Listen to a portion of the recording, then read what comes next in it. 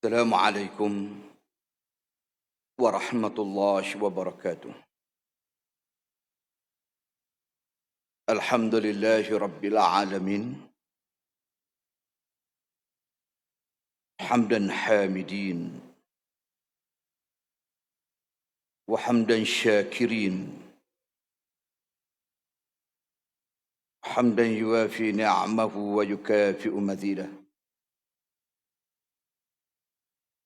Ya Rabbana lakal hamdu kama yanbaghi li jalali wajhika wa 'azimi sultanik.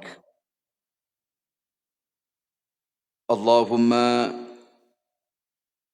salli wa sallim ala rasulina al-karim sayyidina wa nabiyyina wa maulana Muhammad ibn Abdullah imamil muttaqin wa qaidid du'atil mujahidin wa ala alihi wa ashabihi wattabi'ina wa tabi'ihim bi ihsanin ila yaumiddin, amma ba'd. Muslimin dan muslimat yang dirahmati Allah sekalian, kita sambung pengajian kita daripada tafsir suratul Baqarah. Dan pada malam ni kita masih ataupun kita berada pada ayat yang ke-25. A'udzu billahi minasyaitonir rajim. Wa basyiril ladzina amanu wa 'amilus shalihat anna lahum jannatin tajri min tahtiha al-anhar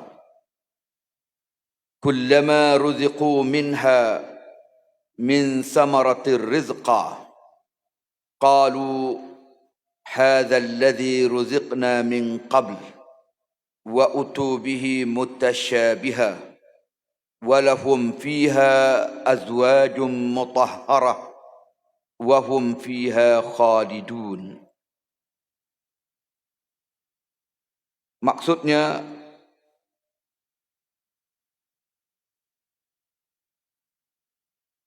dan berilah kabar gembira kepada orang-orang yang beriman,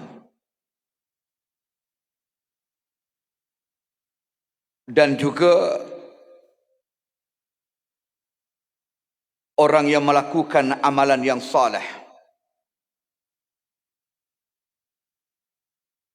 bahawa bagi mereka jannatin tajri min tahtihal anhar, syurga yang mengalir di bawahnya sungai-sungai.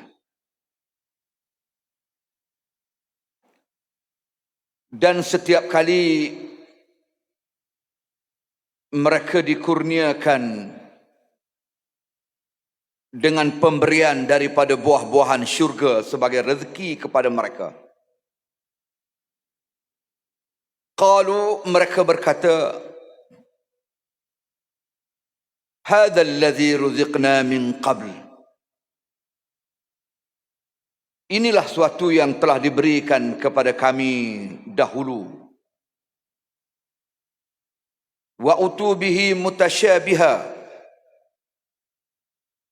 dan mereka diberikan rezeki itu sama rupanya sebelum daripada ini. Walahum fiha azwajum mutahharah, dan bagi mereka padanya, iaitu di dalam syurga, pasangan-pasangan yang suci. Wahum fiha khalidun, dan mereka itu kekal selama-lamanya di dalam syurga. Baik, ayat yang kita baca pada malam ini menjelaskan kepada kita tentang pembalasan yang bakal diperolehi oleh mereka yang beriman dan beramal saleh. Setelah ayat yang sebelum daripada ini menjelaskan kepada kita tentang bagaimana nasib yang diterima oleh golongan musyrikin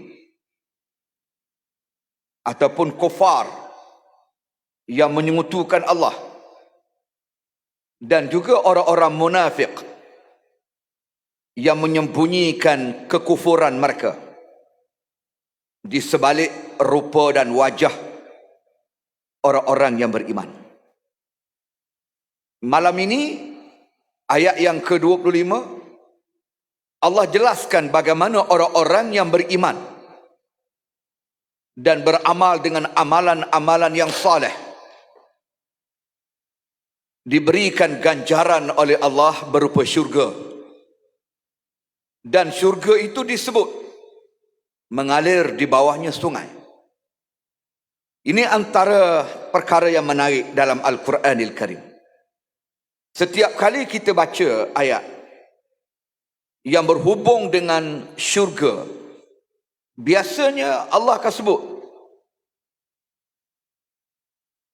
tajri min tahtihal anhar, akan mengalir di dalamnya ataupun di bawahnya, di bawah syurga itu sungai-sungai.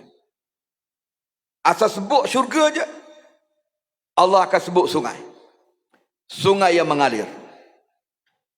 Para mufassirin sebahagiannya menyebut bahawa ini adalah satu gambaran. Allah nak tunjuk betapa indahnya syurga, betapa cantiknya syurga. Sebab biasa dalam imajinasi manusia ni, kalau satu kawasan, satu lokasi, tak kiralah rumah ke, taman permainan ke, kebun ke, tiba-tiba ada sungai yang mengalir di dalamnya, maka sudah tentu akan terpahat dalam kepala kita bahawa area itu ataupun lokasi itu adalah lokasi yang indah, yang cantik. Itu umum. Jadi Allah sebut perkara ni nak pinjam imajinasi manusia ni, nak gambarkan syurga itu indah, syurga itu cantik. Lalu disebut mengalir di bawahnya sungai. Yang kita pun tak tahu hakikat bagaimana sungai itu mengalir. Macam sungai Lembing ke, macam sungai Kuantan ke, macam sungai Pahang ke, tak gitu. Dia tak boleh nak bayang. Sungai Lembing, sungai Pahang tu keruh pekat. Ni lagu mana sungai ni, wallahu a'lam. Cuma digambarkan ataupun disebut secara zahir untuk menampakkan bahawa syurga ini adalah destinasi yang sangat indah. Itu sebagai satu motivasi kepada orang-orang yang beriman. Sehingga Allah kata wabashir, berikan khabar gembira. Maknanya berita tentang syurga ni adalah berita gembira. Kepada siapa? Allazina amanu, kepada orang-orang yang beriman. Wa amilus salihat, dan mereka yang beramal dengan amalan-amalan yang saleh. Maksudnya, nak dapat syurga ni syarat dia mesti dua. Syarat yang paling simple, syarat yang paling basic maknanya. Yang pertama mesti beriman, yang kedua mesti beramal dengan amalan yang saleh. Tak ada dua perkara ni, let go. Jangan mimpilah nak masuk syurga, maknanya begitu. Kalau kufur kepada Allah, memang tak ada syurga. Kalau tidak beramal dengan amalan-amalan yang saleh, bukan layak, bukan talent mereka untuk masuk syurga. Sebab itu syarat nak masuk syurga, mestilah yang pertama beriman, dan yang kedua beramal dengan amalan yang saleh. Baik, kalau kita lihat dalam ayat yang lain, umpamanya dalam surah Muhammad ayat yang ke-15.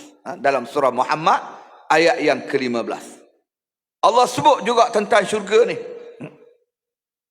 Fiha anharun min ma'in ghairi anisin wa anharun min labanin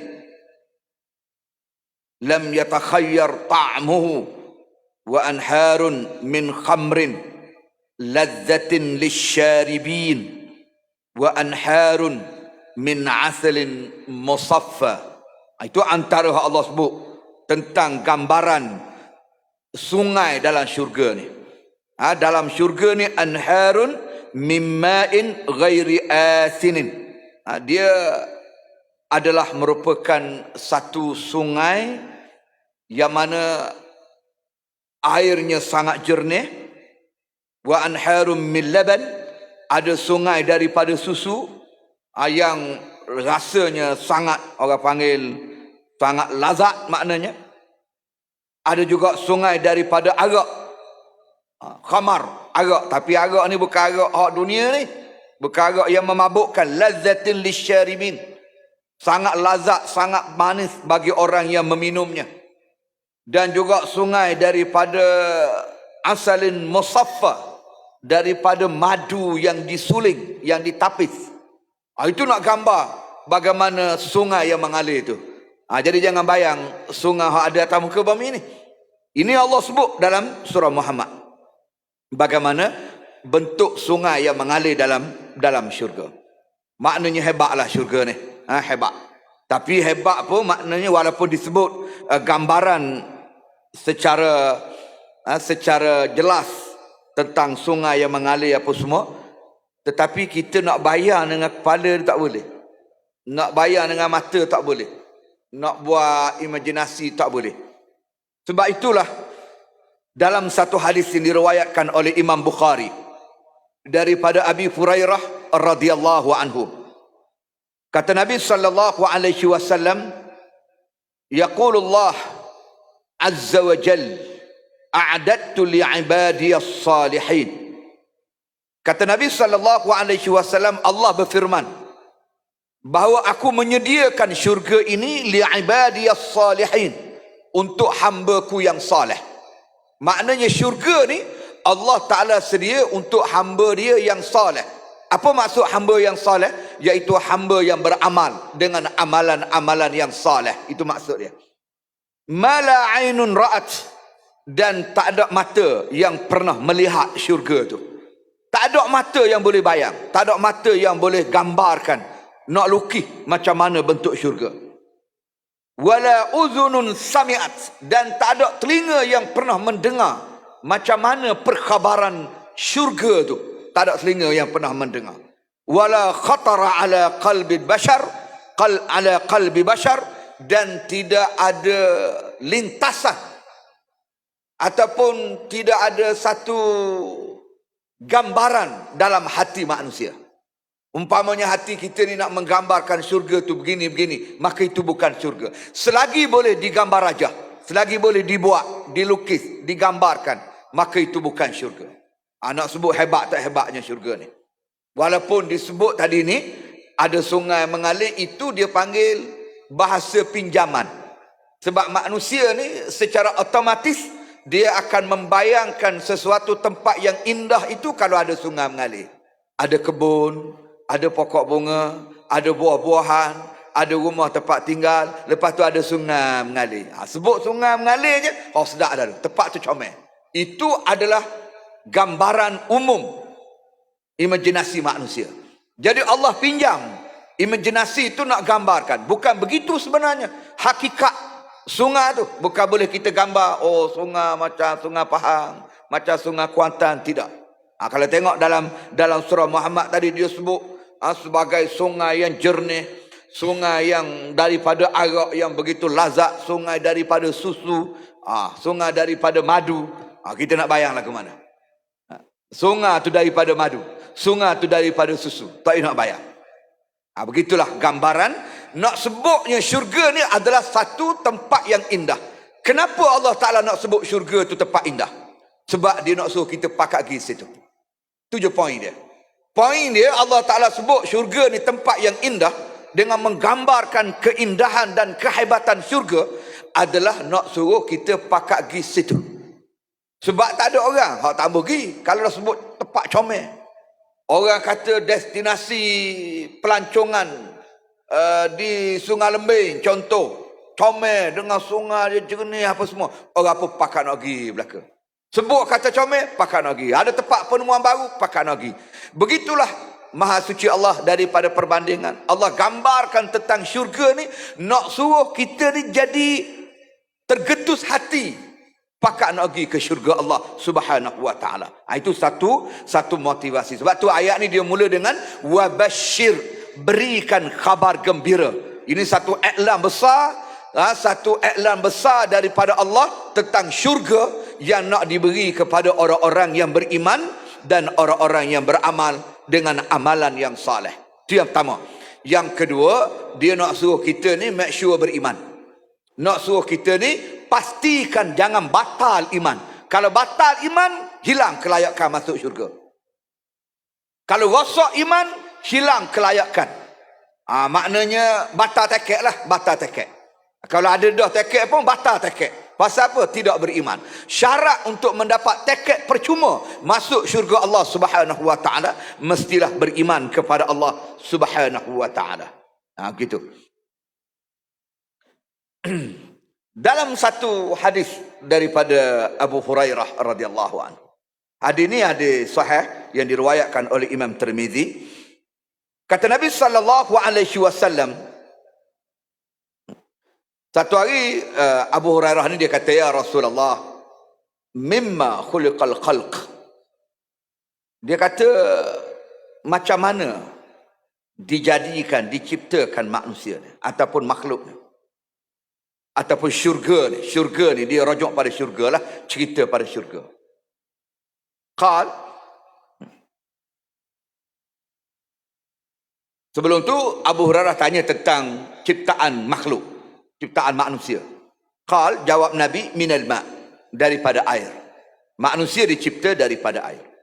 Qulna, lalu lepas pada tanya tentang kejadian makhluk, kejadian manusia ni, Nabi kata dibuat daripada air. Qulna, kami tanya pula, al-jannatu, syurga macam mana syurga? Okey, manusia dibuat daripada air, dicipta daripada air. Air mani lah. Kemudian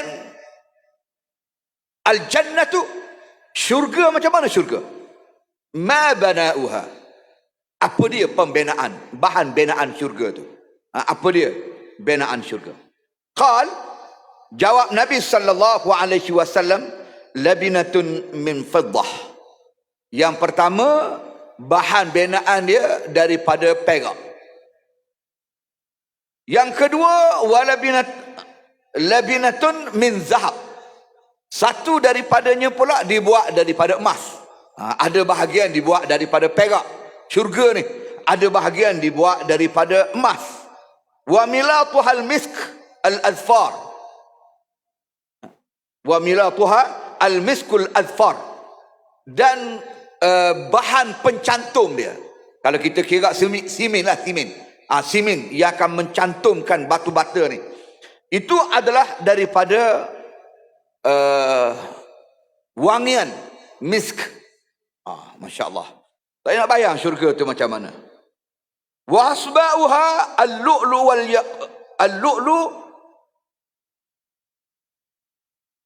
lu'lu ni mutiara lah, mutiara. Wa hasba'uha, tanah dia tu, tapak dia tu, tempat binaan tapak tu, al-lu'lu, daripada mutiara. Wal yaqut, yaqut ni permata. Gitu. Kalau lu'lu tu mutiara, yaqut tu ialah permata. Wa turbatuha az-za'faran. Dia punya orang panggil aksesori dia. Aksesori dia pula adalah daripada za'faran. Nak bayang lagu mana syurga ni. Man dakhalaha yan'amu la yab'asu wa yakhludu la yamutu la tabla siyabuhum wa la yafna syababuhum. Masya Allah. Siapa-siapa yang masuk dalam syurga ni, yan'amu la yab'as, dia akan menikmati syurga tanpa pernah jemu. Wa yakhludu, dan dia akan kekal selama-lamanya. La yamut, tak mati. La tabla siyabuhum, dan pakaian dia tidak akan lusuh. Pakaian dia ni tidak akan lusuh. Wala yafna syababuhum, dan umur dia tidak akan menua. Maknanya duk kekal muda. Sebab tu pernah satu ketika ada orang tua pergi jumpa dengan Nabi. Nabi bertemu dengan seorang wanita tua. Nabi gurau dengan dia. Nabi kata, tak boleh masuk syurga. Orang tua ni tak ada. Orang tua tak boleh masuk syurga. Orang tua ni tak ada dalam syurga, dia kata. Berjerit perempuan tu, menangis. Kerana Nabi kata orang tua tak masuk syurga. Dia tua dah. Jadi apabila tengok nang itu, Nabi pun suka. Dia dijelaskan balik pada perempuan tu bahawa orang yang masuk syurga ni semua muda-muda belaka. Hak tua jadi muda semula. Barulah senyum perempuan tadi. Nabi gurau lah gitu. Nak sebutnya wala yafna syababuhum. Tak hilang kepemudaan seseorang yang akan masuk syurga nanti. Itulah hebatnya syurga. Dah kalau setara tu syurga, tak berasa nak pergi lagi ke kita? Dah Nabi cerita ni tentang syurga. Setara tu kedudukan syurga. Apakah tak terdetik Allah kalau lagu ni lah syurga, berasa nak masuk? Ke kita dengar tu lebih kurang patah pelindung je? Ke berasa gitu? Ke kita kata kalau setara tu tak masuk pun tak apa. Kalau gitulah hakikat kita, maknanya memang tak ada layak lah, tak ada talent lah kita nak masuk syurga. Saya teringat satu cerita dalam hadis Nabi, ada sebut kisah ni. Dalam Allahumma salli ala Muhammad. Dalam hadis sahih Muslim.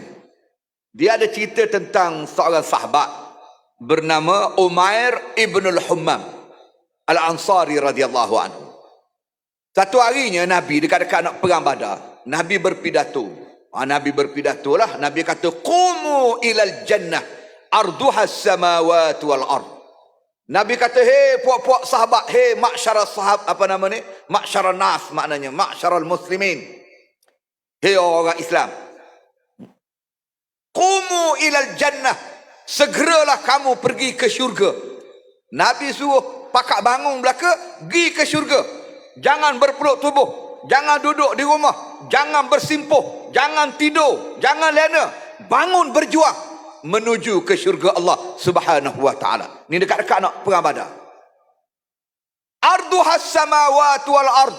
Kata Nabi, syurga ni hebat tak hebat dia, luah tak luahnya syurga ni, dia merangkumi bumi dan langit. Setara bumi langit ni begitu indah dah.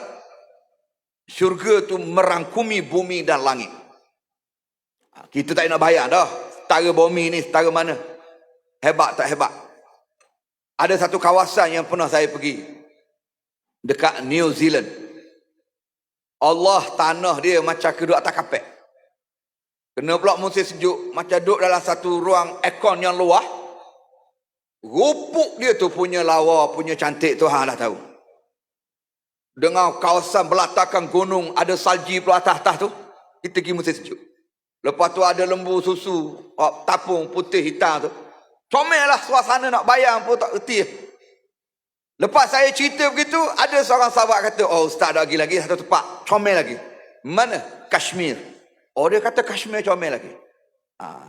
Ni kaki Hindustan dia tahulah. Dia tengok cerita Hindustan tu. Hak duk berlakon 7 lapis baju saling tu atas gunung. Naik gunung tu, turun gunung ni, saling baju tu, pakai baju lain pula, naik gunung tu pula. Itu Kashmir. Comel tak comelnya kawasan.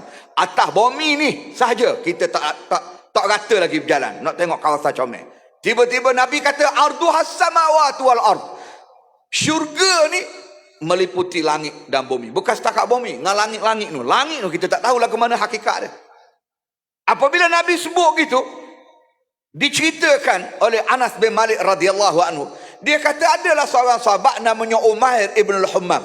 Dengar Nabi kata begitu, dia kata, "Ya Rasulullah, arduhas samawati wal ard." Betul ke syurga ni merangkumi langit dan bumi? Qala Rasulullah sallallahu alaihi wasallam, "Na'am." Nabi kata, "Ya."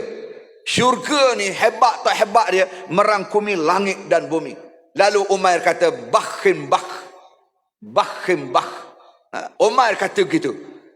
Orang pun tak tahu apa Umair kata begitu. Lepas dengar Nabi kata gitu, Nabi kata syurga ni merangkumi langit dengan bumi, Umair kata bakhin bakh.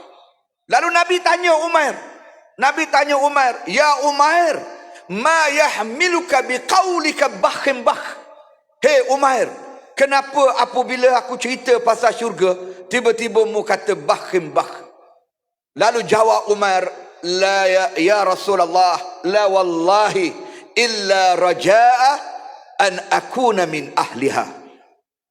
Kata Umair, aku sebut bakhimbah tu tak ada apa. Bakhimbah ni macam daham lah. Gitu. Lepas dengar cerita pasal syurga, Umar pergi berdaham di belakang. Nabi tanya pasal apa? Mubdaham. Dia kata tak ada apa ya Rasulullah. Demi Allah, bahkan apa yang aku harap ialah aku ini sebahagian daripada ahli syurga. Sebab sedap sangat dengar cerita syurga ni. Hebat sangat dengar pasal syurga ni.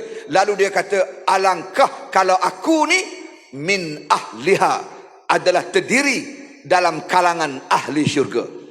Apabila Umar kata gitu ke Nabi, Nabi kata apa? Fa innaka min ahliha. Sesungguhnya engkau adalah sebahagian daripada ahli syurga. Nabi kata ke Umar. Masa tu baru nak pergi perang Badar tu. Tiba-tiba didengarkan semboyan perang Badar. Di Palu semboyan perang Badar. Maka Umar pun pergi. Sambil-sambil pergi tu dia buat keluar buah tamar. Dia buat keluar buah tamar. Dia kata, lain ana hayitu hatta akula tamarati hadhihi innaha lahayatun tawilah. Dia kata, kalau aku makan perhabislah buah tamar 3 butir. Dia ada buah tamar 3 butir. Dia buat keluar daripada poket dia. Dia kata, kalau aku makan perhabislah buah tamar ni, yang pertama jadi lambat buah masa, yang kedua kenyang, akhirnya panjang umur. Dia kata, jadi lambat pula mati, jadi panjang pula umur. Yang dianya nak mati sebab nak masuk syurga. Syarat nak masuk syurga kena mati. Jadi dia lepah buah kurma tu, terus dia pergi ke medan jihad, dan akhirnya dia syahid. Dia syahid dalam Badar dan dibawa kepada Nabi SAW. Nabi kata, ni ke orang yang masa aku sebut kisah syurga baru ni, hak kata bah tu, hak kata nak masuk syurga tu. Lalu sahabat kata, ya, inilah orang dia. Lalu kata Nabi, oleh kerana dia ikhlas dan dia jujur, dia niat betul nak masuk syurga, maka dia masuk syurga. Dia adalah ahli syurga. Itu sahabat Nabi. Dengar cerita syurga, tak sedap duduk, nak masuk syurga lalu. Sama juga satu kisah Hanzalah. Dia duduk depan Nabi, Nabi cerita pasal syurga, Nabi cerita pasal neraka. Allah rasa nak masuk syurga, takut ke neraka. Apabila balik, dia kata, bersama dengan keluarga, bersama dengan isteri, bersama dengan anak-anak, jadi terlupa kisah syurga hak Nabi cerita. Dia kata, munafik dah Hanzalah. Hanzalah munafik dah. Depan Nabi lagu lain. Dengar ceramah Nabi, dengar kuliah Nabi pasal syurga, berasa dandan nak masuk syurga. Balik ke rumah, sibuk dengan hal-hal rumah, tak ingat dah ke syurga. Dia kata, munafik dah. Dia pergi ngadu ke Abu Bakar. Dia kata, Hanzalah munafik dah. Abu Bakar, Hanzalah munafik dah. Abu Bakar berasa pelik dah, apa mu kata mu munafik. Dia pun ceritalah masa depan Nabi. Dengar Nabi ceramah pasal syurga, semangat nak masuk syurga, usah kira lah. Tapi balik di rumah, jadi lagu habis dah. Jadi tak ingat dah ke syurga. Lalu Abu Bakar kata, kalau gitu aku pun gitu juga. Abu Bakar kata, aku pun gitu juga. Itu setara Abu Bakar tu, hak iman paling tinggi tu. Hak iman paling kuat tu, as-siddiqin. As-siddiq maknanya. Lalu Abu Bakar pun ajak pergi jumpa Nabi. Pergi jumpa Nabi, ngadu ke Nabi. Akhirnya Nabi kata, ahyanan. Maknanya seketika lah. Kita ni manusia biasa. Memanglah ada masa semangat nak masuk syurga, tapi ada masa dia teralih sikit perhatian. Itu biasalah. Janganlah menganggap diri itu munafik maknanya. Kerana itu tidaklah menyebabkan seseorang itu menjadi munafik. Seketika lah maknanya. Maknanya adalah waktu-waktunya dia akan jadi sedikit turun. Tapi jangan turun sampai rapat ke bawah, maknanya begitu. Turun sikit, dia naik balik. Itu iman orang muqarrabin. Iman orang dekat dengan Allah. Kalau turun pun dalam sekadar 10 ke 20%. Esok dia mari ngaji pula, dia naik pula. Palusa galik, tak ngaji, turun pula 10%. Pak mari ngaji pula, dia naik pula 20%. Itu biasalah. Jangan pula naik, lepas tu tak mari ngaji 3 tahun. Turun rapat jeep pas tanah. Lepas tak naik-naik dah iman. Itu jangan. Itu bukan kelas orang beriman. Yang berada pada kelas muqarrabin.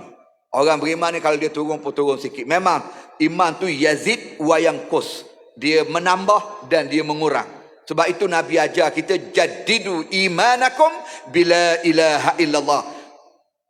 Perbaharuilah iman kamu dengan kalimah la ilaha illallah. Jadi iman kita ni kena baru sama. Kena baru sama. Baru tu dengan la ilaha illallah, dengan kalimah syahadah. Sebab apabila kita lafazkan kalimah syahadah, la ilaha illallah, tidak ada Tuhan yang layak disembah melainkan Allah, masa tu dia akan memantapkan kembali keimanan kita kepada Allah. dan juga semangat juang sekali. Sebab apabila kita sebut dua kalimah syahadat, dia mari selalu semangat memperjuangkan Islam dan mempertahankan Islam. Itu tanggungjawab bagi orang yang mengucap dua kalimah syahadat. Sebab dia relate dengan ayat wa idz qala rabbuka lil malaikati inni ja'ilun fil ardi khalifah. Allah sebut dalam surah Al-Baqarah juga bagaimana manusia ni dicipta oleh Allah jadi khalifah. Apa makna khalifah? Makna khalifah ialah iqamatuddin atau hirasatuddin wa siyasatud dunyabi. Menegakkan agama, mempertahankan agama dan mentadbir dunia berdasarkan kepada agama. Itu khalifah. Jadi kita mengucap je dua kalimah syahadah, kita tahu selalu dah kenapa kita dicipta oleh Allah sebagai seorang mukmin di atas muka bumi ini, kerana nak menjalankan tanggungjawab menegakkan agama dan mempertahankan agama serta mentadbir urusan hidup di dunia berdasarkan kepada agama. Gitu. Jadi apabila sebut begitu, kita memang tengoklah generasi sahabat memang hebat. Antara hak menariknya kisah Abu Talhah. Abu Talhah radhiyallahu anhu. Abu Talhah ni umur 90 lebih dah masa cerita ni berlaku. Umur dia 90 lebih. Ada setengah kata 92, ada setengah kata 94, ada setengah kata 97. Umur Abu Talhah. Dia baca ayat daripada surah At-Taubah, ayat 41 daripada surah At-Taubah. Infiru khifafan wa siqala wajahidu bi amwalikum wa anfusikum fi sabilillah. Berangkatlah kamu dalam keadaan ringan ataupun berat menuju ke medan untuk menegakkan agama Allah Subhanahu wa taala. Berjihadlah di jalan Allah Subhanahu wa taala dengan harta kamu dan juga jiwa kamu. Jadi kata Abu Talhah, aku tengok ayat ni di mana Allah Taala kata apa? Arastanfiru syuyukhan wa syubbanan. Aku tengok ayat ni Allah Taala kata infiru khifafan wa siqala tu ringan ataupun berat, maknanya syuyukhan au syubbanan, sama ada tua ataupun muda. Berat ataupun ringan artinya tua ataupun muda. Maknanya kena berangkat ke medan juang dalam keadaan berat ataupun ringan, artinya kena berangkat ke medan juang walaupun tua ataupun muda, kata Abu Talhah. Lepas dia kata begitu, dia pun beritahu ke anak dia. Dia kata, ya bunai jahizuni, hei anak-anakku, tolong persiapkan aku nak pergi ke medan jihad. Masa tu zaman Sayyidina Uthman ibn Affan radhiyallahu anhu. Lalu anak dia apabila dengar semangat ayah dia ni, anak dia kata, yarhamukallah, semoga Allah merahmatimu. Waqad ghazawta ma'a Rasulillah sallallahu alaihi wasallam hatta mat. Mu ni telah berperang bersama dengan Rasulullah sallallahu alaihi wasallam sehinggalah Rasulullah wafat. Sampai Rasulullah wafat maknanya. Wa ma Abi Bakrin hatta mat, dan engkau telah berperang bersama dengan Abu Bakar As-Siddiq radhiyallahu anhu sampai Abu Bakar wafat. Sampai Abu Bakar wafat. Wa ma'a Umar hatta mat, dan kamu juga telah berperang bersama dengan Sayyidina Umar Al-Khattab radhiyallahu anhu sampailah Sayyidina Umar wafat. Sekarang ni zaman Sayyidina Uthman ibn Affan radhiyallahu anhu. Lalu anak dia kata apa? Fanahnu naghzu ank, maka biarlah kamilah pula, maknanya pergi berperang, berjihad, mengganti kamu yang telah pun tua umur 90 lebih. Anak tu kata ke ayah, suruh ayah berehat. Ayah tak peduli, dia kata persiapkan, pakaikan baju besi kepada aku nak pergi perang. Dia pergi naik kapal nak pergi ke Syam. Takdir Allah Ta'ala mati atas kapal. Mati atas kapal. Tengah riwayat kata 9 hari, tengah riwayat kata 7 hari, cari pulau tak bertemu. Nak tanam Abu Talhah ni. Duduk atas kapal tu, mayat tu 9 hari dengan tak bau busuk, dengan tak apa-apa. Syahid lah maknanya. Allah pelihara jenazah dia 9 hari tu, tak rosak sikit pun jenazah. Baru bertemu pulau dan dikebumikan di pulau tersebut, dan tak tahu pulau mana, tak disebut. Kita baca tafsir ni dalam tafsir Ibnu Katsir. Kisah ni ada dalam tafsir Ibnu Katsir yang menafsirkan surah At-Taubah ayat 41. Tak disebut nama pulau, tak tahu pulau mana. Abu Talhah, seorang sahabat yang begitu cintakan syurga. Itu kisah mereka yang begitu mendambakan syurga. Dengar cerita syurga tu berasa nak masuk syurga. Jadi malam ni sambil-sambil kita ngaji ni, kita cuba buat orang panggil satu perbandingan. Kita ni compare dengan kita ni. Kita ni berasa lagu mana? Duk cerita pasal syurga, baca tentang ayat wa basyiril ladzina amanu wa amilus salihat. Berilah kabar gembira kepada orang-orang yang beriman dan beramal saleh. Yang mana kabar gembira itu dalam bentuk macam mana? Annalahum jannatin tajri min tahtihal anhar. Bagi mereka adalah syurga yang mengalir di bawahnya sungai-sungai yang begitu indah. Lepas kita baca ayat tu, kita berasa bagaimana? Kita berasa macam biasa je, tak berasa apa-apa pun. Tak berasa apa-apa pun. Tu something wrong lah.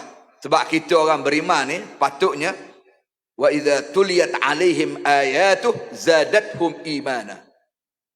Orang beriman ni apabila dibacakan ayat-ayat Allah, iman dia bertambah. Wa idza dzukirallah wajilat qulubuhum. Orang beriman ni apabila disebut nama Allah, gemetar hati dia. Wa idza tuliyat alaihim ayatu, dan apabila dibacakan kepadanya ayat-ayat Allah, zadathum imana, iman dia bertambah. Patutnya gitu.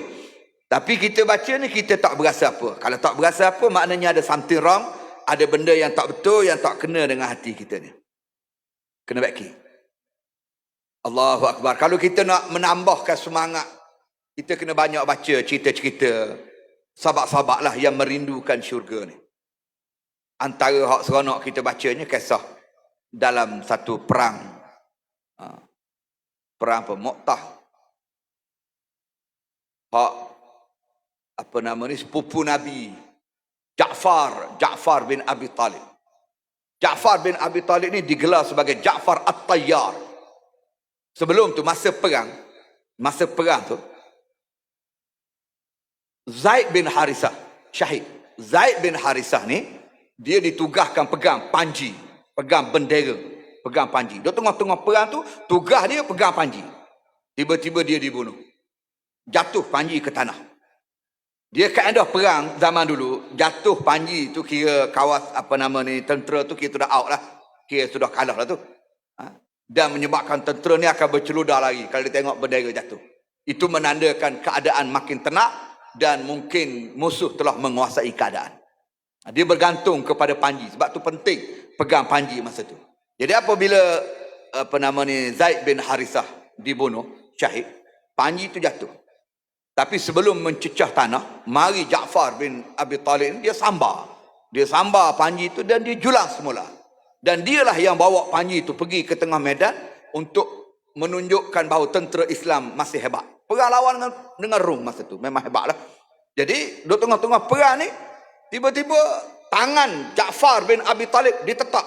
Tangan hak pegang panji ni, dia putuh tangan ni. Dia pegang dengan tangan sebelah kiri pula. Lepas tu tangan belah kiri pula kena tetak. Terkulai tangan dia ni. Dia senyah, dia cabut maknanya. Payah dia nak bergerak. Dan dia pegang dengan kedua-dua tangan yang telah putus. Bendera tu sebelum dia jatuh, dia gugur sebagai syahid.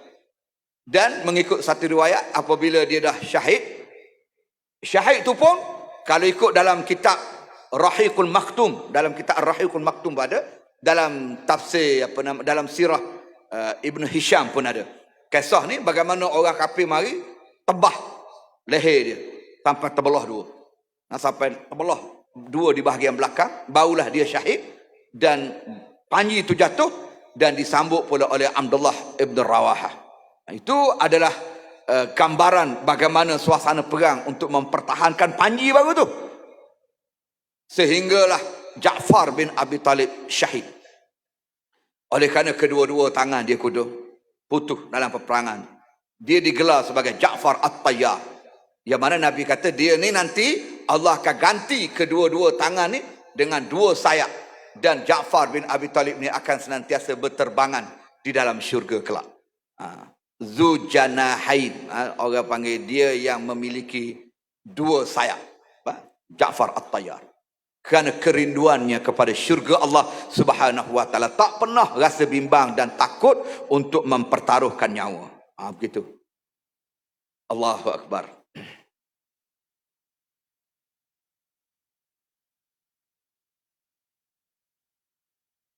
Itulah syurga Allah Subhanahu wa taala.